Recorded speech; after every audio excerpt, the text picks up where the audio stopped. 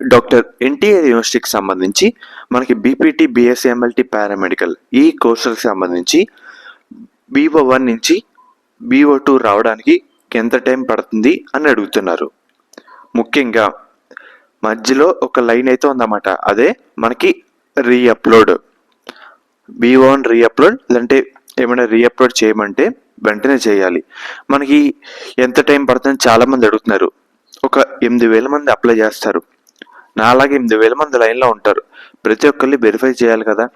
ఈ మధ్యలో ఎక్స్ అనే విద్యార్థి సరిగ్గా అప్లోడ్ చేయడు, సర్టిఫికేట్ కనిపించకుండా, డీటెయిల్స్ కనిపించకుండా పెట్టేస్తాడు. అలాంటి విద్యార్థి మళ్ళీ రీఅప్లోడ్ చేయమంటారు. ఇలాగా ముందుకు వెళ్ళే కొద్దీ ఒక అడుగు వెనక్కి వెళ్తూ ఉంటారు రీఅప్లోడ్ చేయమని. ఏంటంటే మీ చేతిలో అయితే ఉంటుంది అన్నమాట.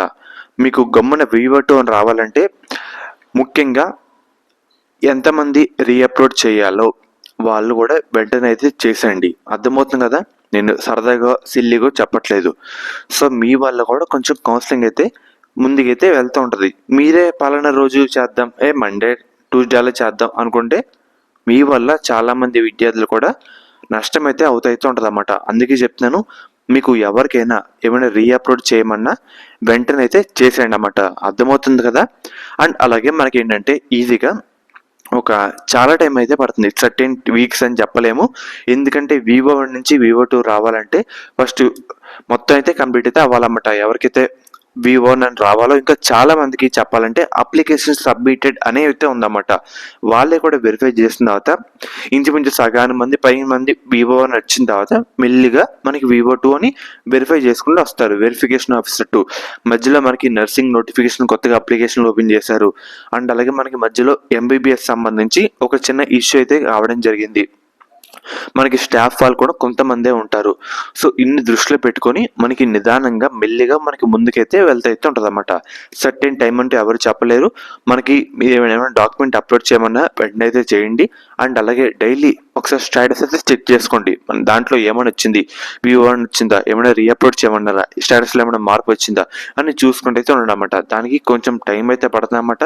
వెయిట్ చేయండి అంతే. నేనైతే చెప్పాల్సింది అదే. ఎందుకంటే సర్టెన్ టైం ఎవరు చెప్పలేరు, నేననే కాదు, ఎవరైనా వేరే వాళ్ళు చెప్పినా టెన్యూటీగా చెప్పారని అర్థమవుతుంది కదా. ఎవరికైతే తెలియదు అన్నమాట, కొంచెం వెయిట్ చేయండి.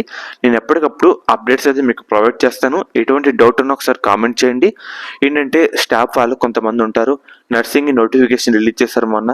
అండ్ అలాగే MBBSలో చిన్న ఇష్యూ అయితే కావడం జరిగింది. దీనివల్ల మెల్లిగా నిదానంగా పోస్ట్పోన్ కొంచెం వెనక్కి ముందుకెళ్ళ షెడ్యూల్లో తికమక అయితే అవుతూ ఉంటుంది అన్నమాట.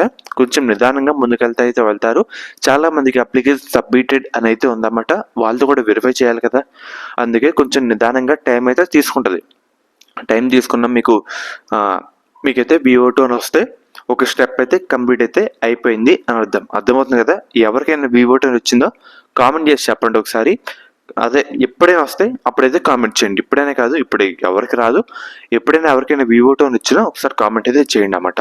కంగారు పడకండి, నేను చెప్తాను. BO1 వచ్చిందని టెన్షన్ పడిపోకండి, అప్లికేషన్ సబ్మిటెడ్ ఉన్న టెన్షన్ పడిపోకండి. ప్రతి ఒక్కళ్ళు వెరిఫై చేయాలి కదా. మన వెనకాల చాలా మంది అయితే ఉంటారు, అందరూ వెరిఫై చేసుకుంటూ రావాలి. కొంచెం టైం అయితే పడుతుంది.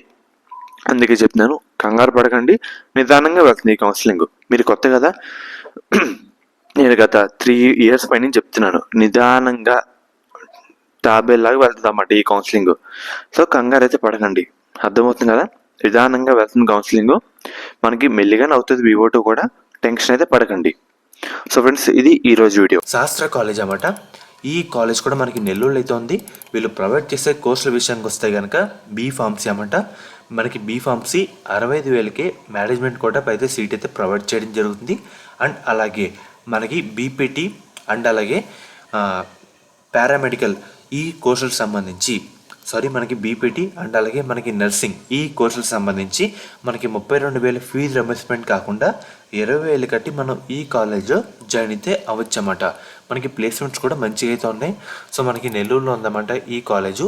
సో ఎలా జాయిన్ అవ్వాలి, ఎలా కాంటాక్ట్ అవ్వాలి అని అనుకుంటుంటే కనుక స్క్రీన్ మీద కనిపిస్తున్న ఈ నెంబర్కి ఒకసారి కాంటాక్ట్ అయితే అవ్వండి. వాళ్ళైతే మమ్మల్ని డీటెయిల్గా గైడ్ చేస్తారు. అండ్ ఈ కాలేజ్లో ఉండే కోర్స్ అంటూ ఇవే అన్నమాట. మీరు స్క్రీన్ మీద చూస్తున్నారు కదా, ఇవే.